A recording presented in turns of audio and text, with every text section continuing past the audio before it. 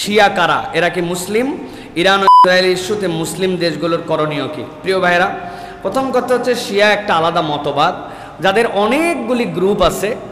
এই গ্রুপগুলির সবচেয়ে নিকৃষ্টতম গ্রুপ হচ্ছে যারা মনে করে যে রাসূলুল্লাহ সাল্লাল্লাহু আলাইহি ওয়াসাল্লামের পরে আবু বকর, ওমর, ওসমান রাদিয়াল্লাহু রিদওয়ানুল্লাহি তাআলা আলাইহিম আজমাইন এনারা জোর করে খেলাফত কুক্ষিগত করে ফেলছিলেন। আসলে খলিফা হওয়ার কথা ছিল হযরত আলী রাদিয়াল্লাহু তাআলা আনহুর, আর এই পরামর্শটা দিয়েছিলেন হযরত আয়েশা রাদিয়াল্লাহু তাআলা আনহা। এই জন্য তারা এই তিন খলিফাকে লানত করাকে তাদের ঈমানের অংশ মনে করে, এবং আয়েশা রাদিয়াল্লাহু তাআলা আনহার ব্যাপারে তারা বলে আয়েশা তো ফিন্নার, আয়েশা হচ্ছে জাহান্নামী, নাউযুবিল্লাহি মিন যালিক। এটা হচ্ছে এক্সট্রিমিস্ট শিয়া। এই মতবাদের শিয়া একদল আছে যারা মনে করে যে রাসূলুল্লাহ সাল্লাল্লাহু আলাইহি ওয়াসাল্লামের পরে ইমাম আছে তাদের 12 জন, এগুলো রুহে রুহে তাদের কুরআনুল কারীমের 30 পারা আছে, 30 পারা তাদের কাছে গোপন করা আছে, নানান মতবাদ। এরকম একটা গ্রুপ আছে যাদেরকে আমরা মুসলমান বলাও কঠিন, কিন্তু এর বাহিরেও শিয়াদের অনেকগুলা গ্রুপ আছে যাদের কিছু কিছু ক্ষেত্রে আকীদাগত ঝামেলা আছে, কিন্তু বাকিটুকু মানে পাতে নেওয়ার মতো এরকম গ্রুপ আছে শিয়াদের। সুতরাং গড়ভাবে ঢালাওভাবে শিয়াদেরকে একদম বাতিল বলে দেওয়া যাবে না, আবার গড়ভাবে ঢালাওভাবে শিয়াদের অনুগামী হয়ে যাওয়া যাবে না। এইটা হচ্ছে প্রথম বিষয় প্রিয় ভাইরা। কিন্তু ইরান এবং ইসরায়েল ইস্যুতে মুসলিম দেশগুলোর কি করা উচিত, এই ক্ষেত্রে আমি তো আর খুব বেশি মতামত দিতে পারবো না, তবে একটা জিনিস বুঝি, সেটা হচ্ছে যেই রাষ্ট্রের নাম বললাম, যেই রাষ্ট্রের নাম বললেও রেস্ট্রিকশন চলে আসে, হ্যাঁ, সেই রাষ্ট্রের যে বাস্তবতায় মুসলমানদের উপর, গাজার উপর, সারা পৃথিবীর উপর তাদের যে মাতবরি, তাদের যে দাপট, তাদের যে অন্যায় অন্যায্যতা, যে আচরণ, পরবর্তী মুসলিম দেশগুলোর যে কিলিং মিশন, মুসলমানরা যদি এখন না বোঝে, এখন নিজের গদি টিকায় রাখার জন্য যদি আপনি চুপ করেও থাকেন, ওদের দ্বারাই আপনার গদি একসময় লাথ্থায়া আরব সাগরে যাবে, বেঁচে থাকতেই দেখে যাবেন। ওই জন্য এখনকার বাস্তবতায় আপনাকে অন্ততপক্ষে এই সমর্থনটা দিতে হবে এবং বিশ্বকে এইটা বোঝাতে হবে যে তারা অন্যায় করেছে।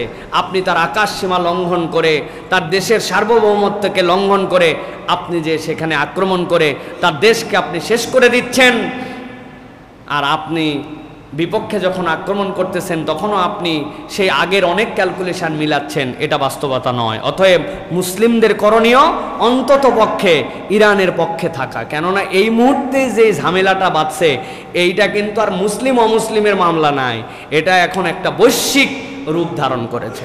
সাথে সাথে আমরা ক্ষুদ্র মানুষ হিসাবে ইরানের স্ট্র্যাটেজিক কিছু বিষয় ছিল যেগুলো আমরা এখন দেখতে পাচ্ছি। ইরানে যে আক্রমণ করার জন্য আসলো, কয়টা দেশ পার করে আসতে হয়েছে বলেন তো ভাই? ওই ইরাক পার করে আসতে হয়েছে, সিরিয়া পার করে আসতে হয়েছে, লেবানন পার করে আসতে হয়েছে, মরক্কো পার করে এদিক থেকে আসতে হয়েছে, হয়েছে না? এই দেশগুলোর অশান্তি জিয়ায় রাখছে কে? ইরান ইচ্ছা করে জিয়ায় রাখছে। শিয়াকে, শিয়াইজমকে তারা বিখ্যাত করার জন্য কোথাও হুতি দিয়া, কোথাও হিজবুল্লাহ দিয়া, কোথাও কুর্দিস্তান দিয়া, নানানভাবে বাশার আল আসাদ দিয়া তারা এই জায়গাগুলোকে চাঙ্গা করে রাখছিল, যাতে করে তারাও একটা সুপার পাওয়ার হতে পারে, সুপার পাওয়ার হয়ে আরব বিশ্বে প্রভাব বিস্তার করতে পারে। সুন্নিদের যে পরিমাণ হত্যাযজ্ঞ তারা চালাইছে বেহিসাব। আজকে কি হলো? এই যে বিভেদ, এই বিভেদের কারণে আজকে নির্বিঘ্নে তার পর্যন্ত পৌঁছাতে পারলে, এর আগেই তো তার নেমে যাওয়ার কথা 7 লেয়ারে, কিন্তু সে এক সময় মনে করছে যে এইটার দ্বারা আমার উপকার, এখন দেখতেছে তার ক্ষতি। এই জন্য বৃহত্তর স্বার্থের দিকে উম্মাহ যতদিন না তাকাবে এই উম্মাহ ততদিন এগোতে পারবে না।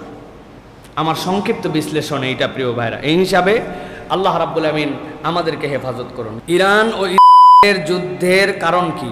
শোনা যাচ্ছে তারপর পাকিস্তান এবং বাংলাদেশের উপর আক্রমণ করবে। প্রিয় ভাইয়েরা, আপনাদের কাছে এর আগেও বলেছি, পৃথিবীতে জ্ঞান বিজ্ঞানের চর্চা যেখানে আর মুসলিমদের উত্থান যেখানে, এই জ্ঞান বিজ্ঞানের উত্থান আর মুসলিমদের উত্থান এইটা তারা সহ্য করতে পারে না।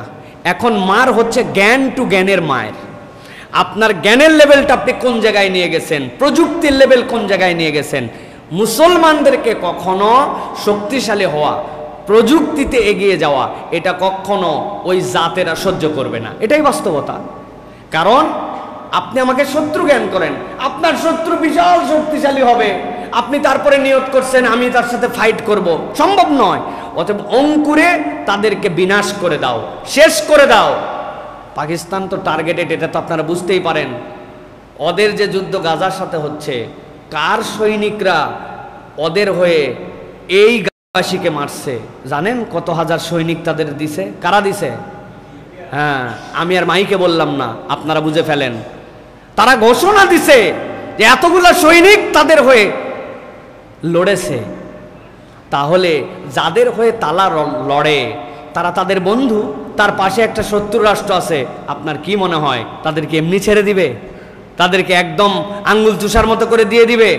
এমন কৌশলে, এমন প্যাচের মধ্যে, এমন ট্র্যাপের মধ্যে ফেলতে চায় যাতে ওদেরকে ব্যান করে দেওয়া যায়, ওইগুলো সব উইপন তাদের মালিকানায় নিয়ে যাওয়া যায়। এমন সরকারকে তারা সেখানে ক্ষমতায় বসাতে চায় যারা পুতুলের মতো থাকবে। সিসি আছে না ভাই? ছি ছি ওর নাম মূলত। হ্যাঁ, এই আছে যে এইগুলা থাকার না থাকার মধ্যে পার্থক্য কি? এগুলা তাদের উইপন, এগুলো তাদের নিজস্ব। তো ওরাও চায়। তো সেই তালিকায় যে বাংলাদেশ নাই, আমি তো বলেছি যে বাংলাদেশ পুরা বিশ্বের নজরে আছে।